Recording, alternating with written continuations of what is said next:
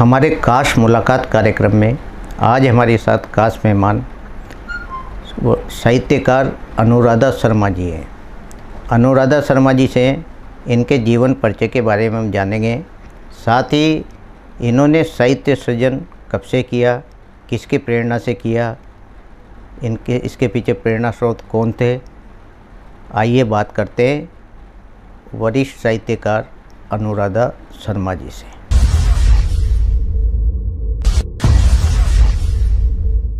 अनुराधा जी, आपका हमारे स्टूडियो में बहुत बहुत स्वागत है। बहुत बहुत धन्यवाद आपका। अनुराधा जी, आप अपने जीवन परिचय के बारे में बताएं। आप कहाँ से हैं, शिक्षा दीक्षा आपकी कहाँ हुई और कब से आप इस साहित्य सृजन में हो और किसकी प्रेरणा से हो? जी, मेरा जन्म 1978 में हुआ। केशवराय पाटन में मेरा जन्म स्थल है। मेरे माता जी का नाम श्रीमती चंद्रकला शर्मा और पिताजी का नाम श्रीमान राजकिशोर जी शर्मा है। मेरे पिता शुगर मिल में कैन मैनेजर थे। शुगर मिल आप पहचानते हैं, केशवराय पाटन में अच्छी चलती थी वो मिल, अभी तो बंद है। तो वहाँ मेरा जन्म हुआ और बहुत अच्छे वातावरण में, परिवेश में मेरा लालन पालन हुआ। पिताजी मेरे बहुत खुले विचारों के थे, तो उन्होंने बेटियों की पढ़ाई के लिए किसी तरह की कोई पाबंदी नहीं लगाई जी।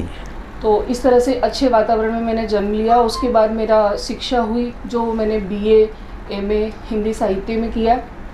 उसके बाद लिखने की प्रेरणा, तो जब मैं हिंदी साहित्य से MA कर रही थी, उसी समय मुझे लिखने की प्रेरणा भी आती रही और मेरे मन के भाव धीरे धीरे मैं लिखती रही।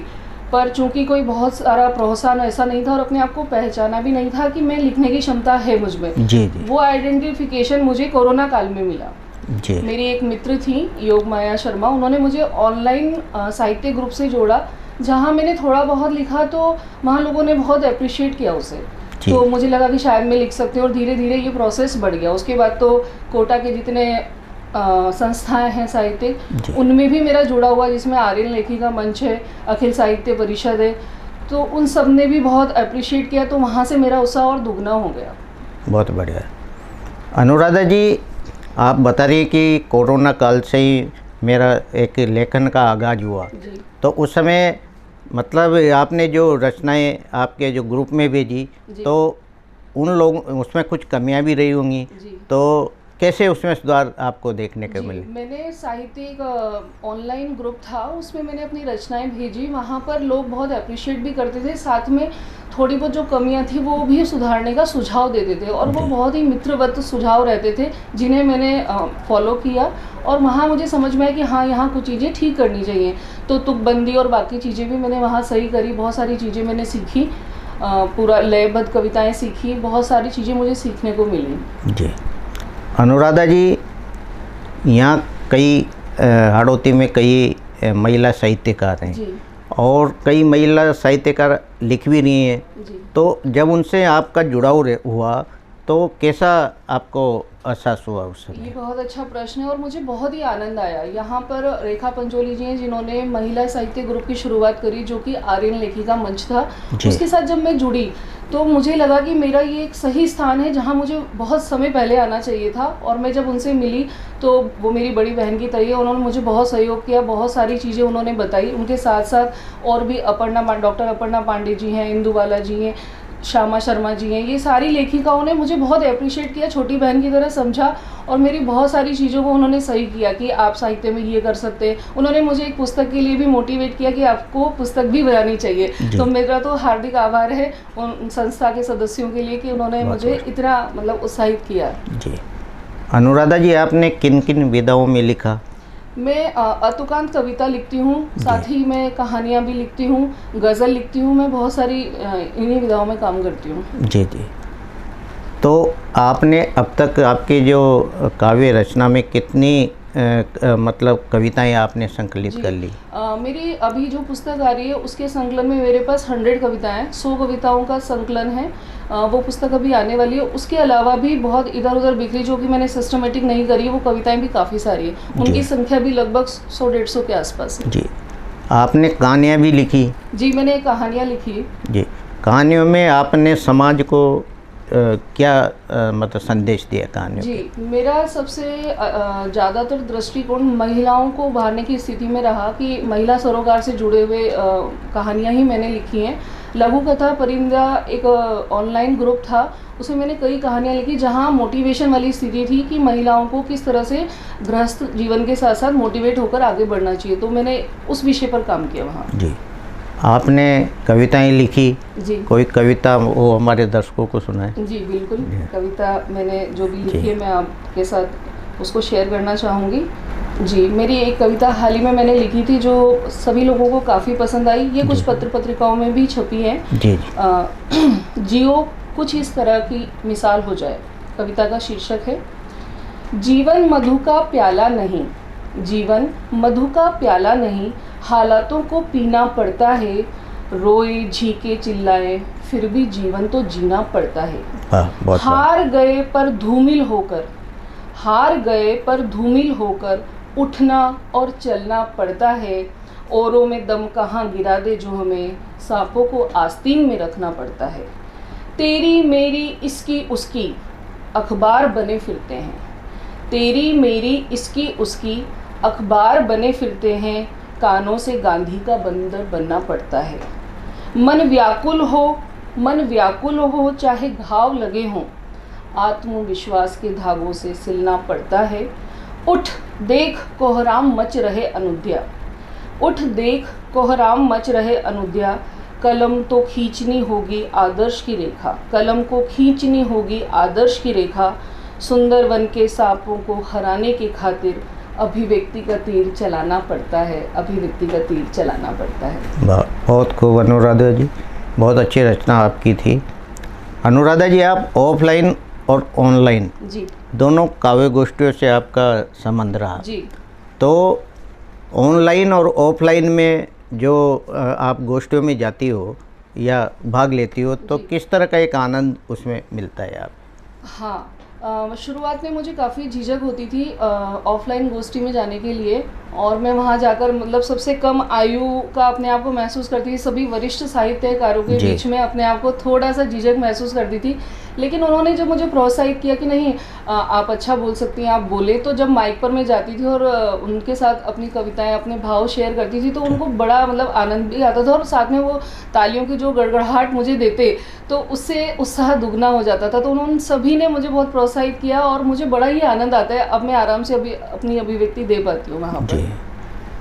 अनुराधा जी, आपकी जो आपने जो लिखा साहित्य, जब वह पत्र पत्रिकाओं में पहली बार छपा होगा तो आपको कैसी अनुभूति उस समय? बस सर ये मानी कि जग जीत लेने वाली स्थिति थी कि भाई जग जीत लिया। हाँ, मैंने कुछ लिखा जो वहाँ पे शेयर हुआ और वहाँ लोगों ने उसको पसंद किया। बाद में मेरे पास बहुत फ़ोन कॉल्स भी आते थे कि आपने बहुत अच्छा लिखा।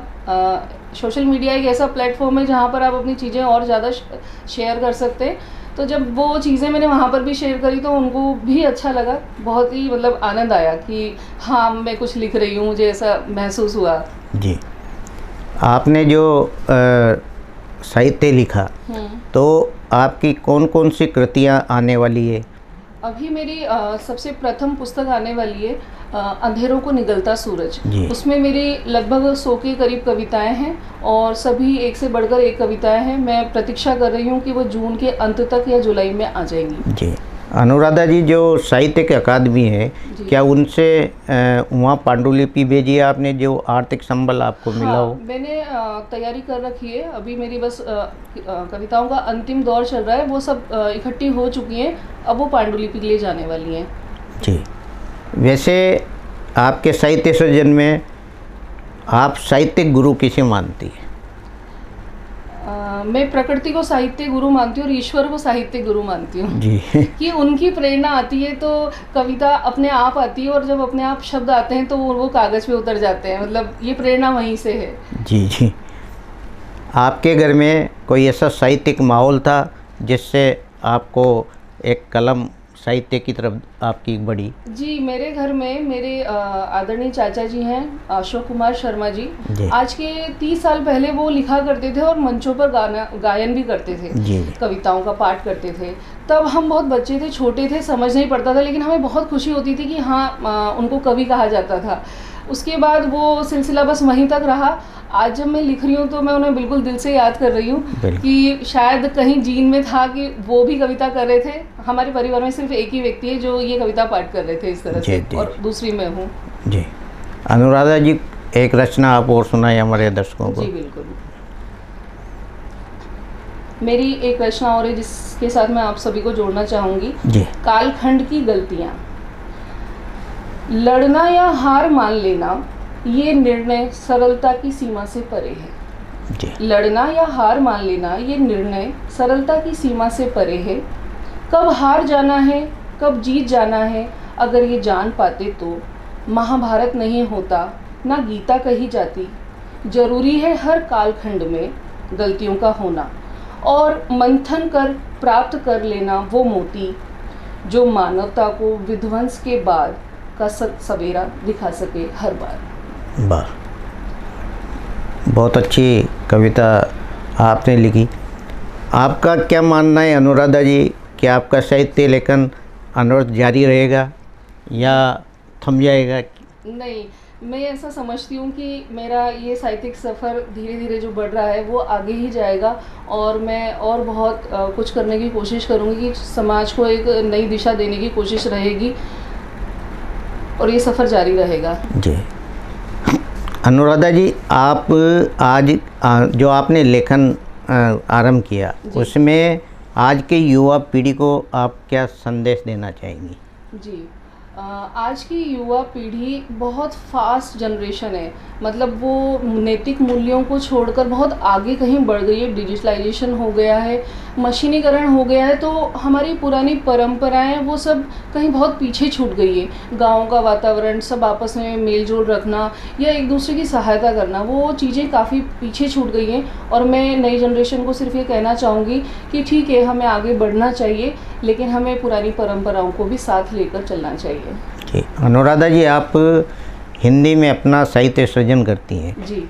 राजस्थानी में भी या माइड भाषा में भी आपने कुछ सोचा? हाँ, मुझे राजस्थानी भाषा आती है। मेरे परिवार में मेरी दादी जी, इन सभी के साथ हम राजस्थानी भाषा में ही बात करते थे। मेरा लेखन उस क्षेत्र में नहीं है, लेकिन आने वाले भविष्य में मैं उसमें भी लेखन करूँगी, क्योंकि वो हमारी अपनी भाषा है, माइड भाषा। जी जी। एक कविता और सुना दें हमारे दर्शकों को। जी, एक कविता मेरी बहुत पसंद आई थी। काफ़ी लोगों को ये कविता पसंद आई और उन्होंने बहुत अप्रिशिएट किया। ये मेरी खुद की भी फेवरेट कविता है, सुनिएगा। सोच के गलियारे में मोच का आना, सोच के गलियारे में मोच का आना, छीन लेता है सुख, देता है आकुलता। मनोस्थिति का बिखराव, प्रेम का संकुचन, तंग आशा विश्वास और बढ़ जाता है दम। सोच के गलियारे में मोच का आना, छीन लेता है सुख, देता है आकुलता। प्रेम का संकुचन, मनोस्थिति का बिखराव, तंग आशा विश्वास, बढ़ जाता दम, खो जाता आत्मविश्वास। फिर क्यों नहीं प्रवेश वर्जित हो, फिर क्यों नहीं प्रवेश वर्जित हो इस मोच का, जो सोच को लगाता प्रतिबंध। समय की मांग है, समय की मांग है, खोल दो मस्तक के पट, चेतना के आयामों के लिए, ताकि उपजे जीवन को समझने भर की दृष्टि और नया दृष्टिकोण। बहुत बढ़िया। अनुराधा जी, जब सार्वजनिक पुस्तकालय में एक साहित्यकारों का महाकुंभ हुआ था, जी, उसमें आप शरीक हुई है? हाँ जी, बिल्कुल। उसमें सभी वरिष्ठ साहित्यकार हाड़ौती से जुड़े थे। जी। तो आपको क्या सीख मिली उसमें से? जी, जो सार्वजनिक महाकुंभ हुआ था सार्वजनिक लाइब्रेरी में, बहुत ही अच्छा था। 5 दिवसीय कार्यक्रम था और वहाँ बहुत सारे वरिष्ठ साहित्यकारों ने अपने अपने जीवन के जो भी अनुभव थे वो शेयर करे, साथ में साहित्यिक अनुभव भी शेयर करे। वहाँ लगातार मैं 4-5 दिन गई, शुरुआत से अंत तक, और लेखन की बारीकियाँ, अपने अनुभव जो उन्होंने साझा किए, उनसे हमें बहुत कुछ सीखने को मिला। जी। अनुराधा जी, आपकी कोई बड़ी उपलब्धि रही हो, या आप जैसे काव्य गोष्ठियों में, ऑनलाइन काव्य गोष्ठियों से जुड़ी कोई आपको पुरस्कार या कोई प्रमाण पत्र आपको मिले हों, बताएं हम। ऑनलाइन जो थी वहाँ पर भी उन्होंने मुझे साहित्य रत्न का उपाधि प्रदान की थी।